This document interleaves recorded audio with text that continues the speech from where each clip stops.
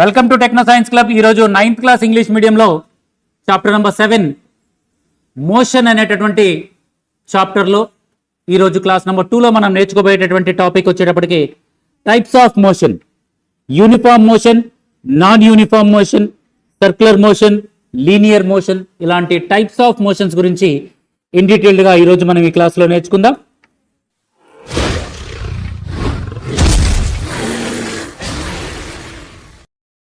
Welcome back. Types of motion. Already previous క్లాస్లో motion అంటే ఏంటి, కదలిక, ఏదైనా ఆబ్జెక్ట్ని motion, what is meant by motion, కదలిక అని చెప్పుకున్నాం.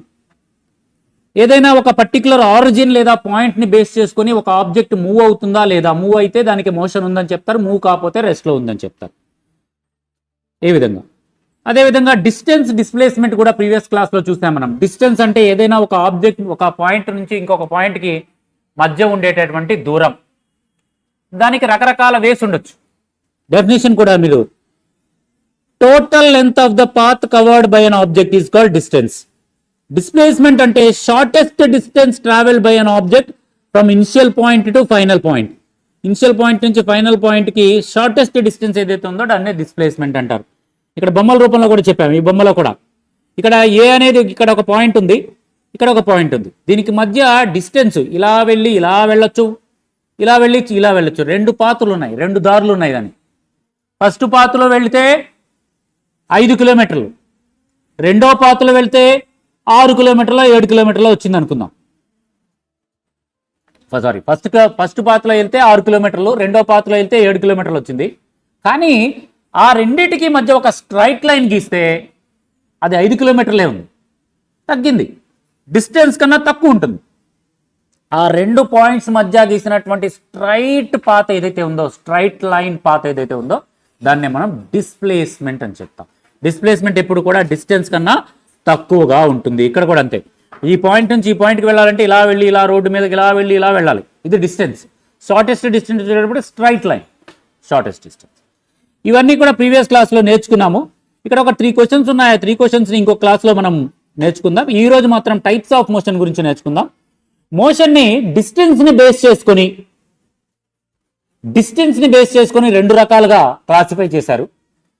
డైరెక్షన్ని బేస్ చేసుకొని, తిరిగేటటువంటి వే ఎటువైపు తిరుగుతుంది అనే దాన్ని బట్టి రెండు రకాలు చేశారు. ఎంత దూరం తిరుగుతుంది అనే దాన్ని బట్టి రెండు రకాలుగా చేశారు. ఎంత డిస్టెన్స్ ప్రకారం 2 టైప్స్గా క్లాసిఫై చేశారు. ఎంత ఏ డైరెక్షన్లో తిరుగుతుంది అనే దాని మీద 2 టైప్స్ ఆఫ్ క్లాసిఫై చేశారు. డిస్టెన్స్ని బట్టి ఏ క్లాసిఫికేషన్స్ చేశారో చూడండి. Uniform motion, non uniform motion. Uniform అంటే మీ అందరికీ తెలుసు, మీరు అందరూ వేసుకునేది యూనిఫామ్. యూనిఫామ్ అంటే ఒకే రకమైనది, ఓకేనా. Non uniform,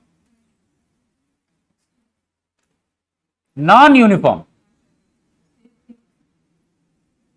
okay.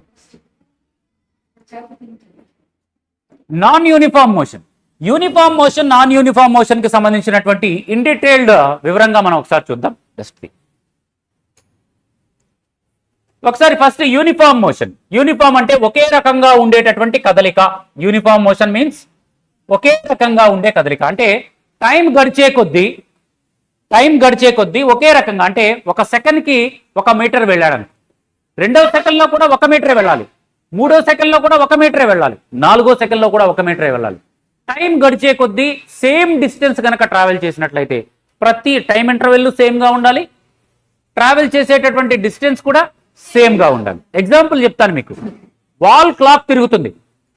Wall clock 12 నుంచి మరలా అలా రౌండ్గా వెళ్ళి 12 దాకా రావడానికి ఎంత టైం పడుతుంది? 1 మినిట్ పడుతుంది. లోపల ఉన్నటువంటి పెద్ద ముళ్ళు, సెకండ్స్ ముళ్ళు. 12 నుంచి ఇలా తిరిగి 12 దాకా రావడానికి 1 మినిట్ పడుతుంది. ఎంత డిస్టెన్స్ ట్రావెల్ చేసింది? ఇలా వెళ్ళి ఎంతో కొంత డిస్టెన్స్ ట్రావెల్ చేసింది కదా. అది మరలా ఇంకొకసారి కూడా 12 నుంచి మళ్ళా రావడానికి కూడా అదే డిస్టెన్స్ ట్రావెల్ చేసింది, అంతే టైం పడుతుంది. ఒక కారు స్టార్ట్ చేశారు, 1 నిమిషానికి 5 కిలోమీటర్ల దూరం వెళ్ళింది అనుకుందాం, జస్ట్ బాగా స్పీడ్తో వెళ్తున్నాను. 2వ నిమిషానికి కూడా ఇంకొక 5 కిలోమీటర్లు వెళ్ళింది, 3వ నిమిషానికి కూడా ఇంకొక 5 కిలోమీటర్లు వెళ్ళింది. అలా నిమిషానికి 5 కిలోమీటర్లు వెళ్తుంది, సేమ్గా వెళ్తుంది. అలాంటి కారు యొక్క మోషన్నే మనము యూనిఫామ్ మోషన్ అని చెప్తాం. ఇక్కడ ఒక చిన్న పట్టిక చూస్తే మీకు ఈజీగా అర్థమవుతుంది. ఇక్కడ చూడండి ఒకసారి. ఇక్కడ చూడండి 9:30 AM to 9:45 AM, 9:45 AM to 10 AM, 10 AM to 10:15 AM, 10:15 to 10:30. మొత్తం కూడా టైం ఇంటర్వెల్ గ్యాప్ ఎంత ఉంది? 15 మినిట్స్ గ్యాప్ ఉంది. అంటే 9:30 నుంచి 9:45 15 మినిట్స్ లోపల ఎంత డిస్టెన్స్? 9:30 అప్పుడు ఏ అనేటటువంటి distance travel by A object in meters and distance travel by the B object in meter. A అనేటటువంటి వ్యక్తి 9:30 నుంచి 9:45 లోపు ఎంత డిస్టెన్స్ ట్రావెల్ చేశాడు? 10 మీటర్స్ నుంచి 20 మీటర్స్కి వెళ్ళాడు. అంటే ఎంత డిస్టెన్స్? 10 మీటర్స్ ట్రావెల్ చేశాడు, అంతేనా? మరలా 9:45 నుంచి 10 లోపు 15 మినిట్స్లో మరలా ఎంత డిస్టెన్స్ ట్రావెల్ చేశాడు? 30కి వచ్చాడు. అంటే మరలా ఇంకొక 10 మీటర్స్ ట్రావెల్ చేశాడు. మరలా ఇంకొక 15 మినిట్స్కి ఇంకొక 10 మీటర్స్ ట్రావెల్ చేశాడు. ఇంకొక 15 మినిట్స్కి ఇంకొక 10 మీటర్స్ ట్రావెల్ చేశాడు. అలా టైం ఇంటర్వెల్ సేమ్గా ఉంది. టైం ఇంటర్వెల్ గడిచేటప్పటికి అతను ట్రావెల్ చేసినటువంటి డిస్టెన్స్ కూడా సేమ్గా ఉంది. ఆ ఆబ్జెక్ట్ ట్రావెల్ చేసిన డిస్టెన్స్ అనేది కూడా సేమ్గా ఉంది. అదే ఇంకొక ఆబ్జెక్ట్ ఉంది, ఒక్కొక్క 15 మినిట్స్ టైం ఇంటర్వెల్ అనేది మారలేదు, కానీ డిస్టెన్స్ ట్రావెల్ మారుతుంది. చూడండి 9:30 అప్పుడు 12 మీటర్స్ దగ్గర ఉన్నాడు. 9:45 వచ్చేటప్పటికి 19 మీటర్స్ దగ్గర ఉన్నాడు. డిఫరెన్స్ ఎంత? 7 మీటర్స్. 15 మినిట్స్లో ఫస్ట్ 15 మినిట్స్లో 7 మీటర్స్ ట్రావెల్ చేశాడు. నెక్స్ట్ 15 మినిట్స్లో ఎన్ని మీటర్స్ ట్రావెల్ చేశాడు చూద్దాం. 9:45 నుంచి 10 AM లోపు, అంటే నెక్స్ట్ 15 మినిట్స్లో 19 నుంచి 23కి వచ్చాడు. అంటే ఎన్ని మీటర్స్? 4 మీటర్స్ ట్రావెల్ చేశాడు. ఫస్ట్ 7 మీటర్స్ ట్రావెల్ చేశాడు, తర్వాత అదే టైంలో 4 మీటర్స్ ట్రావెల్ చేశాడు, తర్వాత అదే టైంలో 12 మీటర్లు ట్రావెల్ చేశాడు. చూడండి 23 నుంచి 35కి వెళ్ళాడు. సో 12 మీటర్స్ ట్రావెల్ చేశాడు, అవునా? ఆ తర్వాత వచ్చేటప్పటికే 2 మీటర్స్ ట్రావెల్ చేశాడు, తర్వాత వచ్చేటప్పటికే 4 మీటర్స్ ట్రావెల్ చేశాడు. అలా డిఫరెంట్గా ట్రావెల్ చేస్తున్నాడు. టైం ఇంటర్వెల్ సేమ్గా ఉంటుంది కానీ డిఫరెంట్ ట్రావెల్ చేస్తున్నాడు. ఈ రెండు ఏ అనే ఆబ్జెక్ట్ యొక్క మోషన్ని యూనిఫామ్ మోషన్ అంటారు, ఒకే రకంగా. బి అనే ఆబ్జెక్ట్ యొక్క మోషన్ని నాన్ యూనిఫామ్ మోషన్ అంటారు. అంటే అతను ట్రావెల్ చేసే డిస్టెన్స్ని బేస్ చేసుకొని, డిస్టెన్స్ కనుక సేమ్ టైం ఇంటర్వెల్లో సేమ్ డిస్టెన్స్ కనుక ఉన్నట్లయితే, అలా ట్రావెల్ చేస్తూ ఉన్నట్లయితే దాన్ని యూనిఫామ్ మోషన్ అని చెప్తాం. అలా కాకుండా ఉన్నట్లయితే దాన్ని నాన్ యూనిఫామ్ మోషన్ కింద చెప్తాం, రైట్? ఇక్కడ యూనిఫామ్, ఇక్కడ measuring of rate of motion, ఇది మనం చూద్దాము. Rate of motion, speed, velocity అది చెప్తాము. నెక్స్ట్ ఇక్కడ బేస్డ్ ఆన్ ద డైరెక్షన్ని బేస్ చేసుకొని కూడా 2 రకాలుగా క్లాసిఫై చేశారు మోషన్ని. అంటే ఎటువైపు తిరుగుతుంది, ఎలా తిరుగుతుంది. ఒకటి సర్క్యులర్ మోషన్, రెండవది లీనియర్ మోషన్. లీనియర్ మోషన్ అంటే స్ట్రైట్ లైన్లో వెళ్ళడం, ఓకేనా? స్ట్రైట్ లైన్లో వెళ్ళడం, లేదా ఇలా తిరిగి ఎలా అయినా సరే డైరెక్షన్ మార్చుకుంటూ స్ట్రైట్గా వెళ్ళడం ముందుకి, ఓకేనా? మళ్ళీ వెనక్కి రాట్లా, ముందుకే వెళ్తున్నాడు, కాకపోతే అటు డైరెక్షన్ మారుస్తున్నాడు, మళ్ళీ ఇంకోసారి డైరెక్షన్ మారుతున్నాడు, లేదా ఇంకోటేమో స్ట్రైట్గా వెళ్తుంది. ఎలా వెళ్ళినా సరే ఇలాంటి మోషన్స్ని లీనియర్ మోషన్ అంటాం. లీనియర్ అంటే ముందుకి కదిలేటటువంటి మోషన్. డైరెక్షన్స్ చేంజ్ అవ్వచ్చు, తూర్పు, పడమర, అలా డైరెక్షన్స్ చేంజ్ అవ్వచ్చే, కానీ అలా ముందుకు వెళ్తూనే ఉన్నాడు. స్ట్రైట్ లైన్లో వెళ్ళొచ్చు, డైరెక్షన్స్ అప్పుడప్పుడు మార్చుకుంటూ వెళ్ళొచ్చు, కుడి వైపు ఎడం వైపు అలా మార్చు. దాన్ని లీనియర్ మోషన్ అంటాం, కదలిక.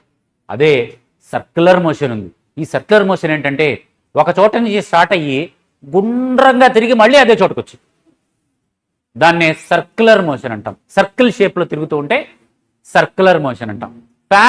ఫ్యాన్ రెక్కలు సర్క్యులర్ మోషన్లో తిరుగుతుంటాయి. పక్షి లీనియర్ మోషన్లో ఎగురుతుంటుంది, అవునా? మనం కూడా లీనియర్ మోషన్లో మన ఇంటికి వెళ్తాం. మన సైకిల్ మీద వెళ్తున్నా కూడా అది కూడా లీనియర్ మోషన్. డైరెక్షన్ మారుతుంది కానీ మిగతా ఏమీ మారు, అవునా? గుండ్రంగా ఏం తిరగవు. కానీ సన్ చుట్టూ ప్లానెట్స్ తిరుగుతున్నాయి, లేదా ప్లానెట్ చుట్టూ, మన ఎర్త్ చుట్టూ మూన్ తిరుగుతోంది, సర్క్యులర్ మోషన్లో తిరుగుతోంది, అవునా? క్లాక్లో ఉన్నటువంటి నిమిషాల ముళ్ళు కానీ, సెకండ్ల ముళ్ళు కానీ, గంటల ముళ్ళు కానీ సర్క్యులర్ మోషన్లో తిరుగుతోంది. సన్ చుట్టూ ప్లానెట్స్ ఫస్ట్ ప్లానెట్ మాత్రమే సర్క్యులర్ మోషన్లో తిరుగుతుంది.